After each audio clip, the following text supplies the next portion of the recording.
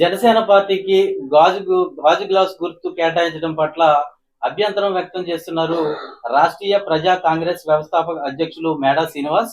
అయితే దీనికి సంబంధించి ఈ ఏదైతే గాజు గ్లాసు అంశం ఉందో ఆయన ఎందుకు అభ్యంతరాలు వ్యక్తం చేస్తున్నారో మనం ప్రస్తుతం తెలుసుకుందాం. మనతో రాష్ట్రీయ ప్రజా కాంగ్రెస్ వ్యవస్థాపక అధ్యక్షులు మేడా శ్రీనివాస్ ఉన్నారు, వారిని అడిగి తెలుసుకుందాం. సార్ చెప్పండి, ఈ గాజు గ్లాస్ గుర్తుని జనసేన పార్టీకి కేటాయించడం పట్ల మీరు ఎందుకు అభ్యంతరం వ్యక్తం చేస్తారు? నేను కేంద్ర ఎన్నికల సంఘాన్ని నిబంధనల మేరకు ఆ గుర్తు ఫ్రీ సింబల్స్లో ఉంది. ఆ ఫ్రీ సింబల్ ప్రకారం నేను అప్లై చేశాను. నేను అప్లై చేస్తే నా తర్వాత నేను అప్లై చేయడానికి ముందు కానీ ఆ తర్వాత చాలా రోజులు కానీ అసలు ఆ గుర్తు కోసం అప్లై చేసినటువంటి వాళ్ళు లేరు. నేను మే నెల 2023 తారీఖు నేను అప్లై చేశాను. అలాగే 2023 డిసెంబర్ 12 తారీఖుని జనసేన అప్లై చేసింది. నేను 2000 సంవత్సరంలో నాకు ఎన్నికల కమిషన్ రిజిస్ట్రేషన్ ఇచ్చింది. అప్పటి నుంచి ఈ రోజు వరకు కూడా నిబంధనల ప్రకారం ఎన్నికల సంఘానికి నేను ప్రతిదీ ఎన్నికల నిబంధనల ప్రకారం నడుచుకుంటున్నాను. అన్ని ఎన్నికల్లో నేను పోటీ చేస్తున్నాను. ఒక సిద్ధాంతాలతో మేము రాజకీయ పార్టీని ముందుకు నడిపిస్తున్నాం. మరి చట్ట ప్రకారం రిప్రజెంటేషన్ ఆఫ్ పీపుల్ యాక్ట్ అందరికీ సమానంగా వర్తించాలి. ఎన్నికల సంఘం పవన్ కళ్యాణ్ గారికి ఒక ప్రత్యేక అభిమానం ఎందుకు చూపిస్తుందో అర్థం కావడం లేదు. దాన్ని నేను క్వశ్చన్ చేశాను. నాకు సరైన సమాధానం రాక నేను న్యాయస్థానాన్ని ఆశ్రయించాను. 100% చట్టబద్ధంగా ఆ గుర్తు ఫ్రీ సింబల్స్లో ఉంది కాబట్టి నాకు ముందు ఎవరు అడగలేదు కాబట్టి ఖచ్చితంగా నాకే ఇవ్వాలి. దానికోసం నేను న్యాయస్థానాన్ని ఆశ్రయించాను. ప్రస్తుతం న్యాయస్థానాన్ని ఆశ్రయించానంటున్నారు. దీనిపై ఎటువంటి న్యాయ పోరాటానికి అయితే శ్రీకారం చుట్టారు? ఇప్పుడు నా దగ్గర ఉన్నటువంటి లీగల్ మెటీరియల్ని నేను న్యాయస్థానానికి చూపించాను. న్యాయస్థానం వారు విచారణకు పిలిచారు. అలాగే 8వ తారీఖుని అడ్మిషన్కి వచ్చింది. అలాగే 13వ తారీఖుని విచారణకు వచ్చింది. అలాగే వాళ్ళ ఎలక్షన్ కమిషన్ గారి వారిని కౌంటర్ వేయమన్నారు. ఆ కౌంటర్ వేశారు. ఆ కౌంటర్లో అన్ని అబద్ధాలే. ఎందుకంటే భారతదేశంలో ఏ ప్రభుత్వ కార్యాలయం అయినా సరే 10:30కి తీస్తారు.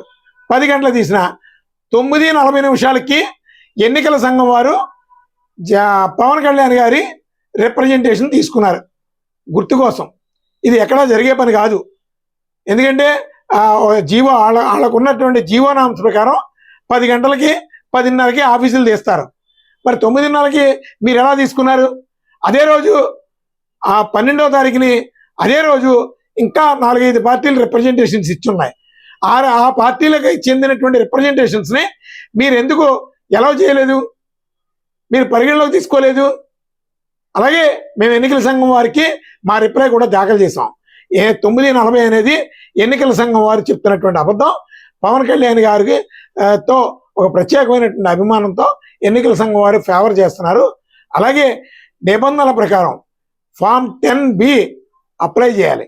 ఆ 10B ప్రకారం ఖచ్చితంగా ప్రతిదీ కూడా ఒక నిబంధనలకు అనుగుణంగా ఫిలప్ చేయాలి. అసలు జనసేన వారి 10B అనేది పచ్చి అబద్ధం. అందులో అన్ని అబద్ధాలే. పొంతన లేకుండా ఇన్కంప్లీటెడ్గా ఫిలప్ చేశారు.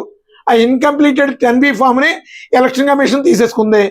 తీసుకుని వాళ్ళకి సింబల్ అలాట్మెంట్ చేసేసింది. ఇవన్నీ కూడా నమ్మడానికే నమ్మశక్యంగా లేవు. మొట్టమొదటి జనసేన వాళ్ళు దాఖలు చేసినటువంటి అప్లికేషనే 100 తప్పులు ఉన్నాయి. ముందు ఆ తప్పుల్ని స్క్రూటినీ చేయలేదు. అలాగే మేము ఎన్నికల సంఘం వారిని కూడా మేము మా రిప్లైలో న్యాయస్థానం ద్వారా అడుగుతున్నాం. ఆ రోజు జనసేన వారు మీకు ఎన్ని గంటలకి మీకు అప్లికేషన్ దాఖలు చేశారు? అలాగే ఆ రోజు సీసీ ఫుటేజీలు, విజిటర్ రిజిస్టర్స్, అలాగే ఇతర ప్రక్రియకి సంబంధించినటువంటి వివరాలన్నీ కూడా న్యాయస్థానంలో దాఖలుపరచమని చెప్పి మేము ఈరోజు ఫైల్ చేయడం జరిగింది. అది మరలా సోమవారం నాటికి విచారణకి ఉంది. ఏదైతే గాజు గ్లాస్ గుర్తు అంశం ఉందో దీనిపై అయితే ఎలక్షన్ కమిషన్ జనసేన పార్టీకి అయితే అనుకూలంగా ఈ గుర్తుని కేటాయించడం జరిగిందని మేడ శ్రీనివాస్ ఆరోపిస్తున్నారు. దీనిపై తాను న్యాయ పోరాటానికి సిద్ధమయ్యానని, ప్రస్తుతం అయితే హైకోర్టులో దీనికి సంబంధించిన ప్రాసెస్ అయితే జరుగుతుందని, ఖచ్చితంగా ఈ అంశంపై పోరాడి తీరుతానని, న్యాయం జరిగేంత వరకు కూడా ఈ అంశాన్ని మరింత పకడ్బందీగా దీనిపై న్యాయ పోరాటం చేస్తానని రాష్ట్రీయ ప్రజా కాంగ్రెస్ వ్యవస్థాపక అధ్యక్షులు మేడా శ్రీనివాస్ చెప్తున్నారు. రాజమండ్రి నుంచి విజయకృష్ణ, ఐ డ్రీమ్.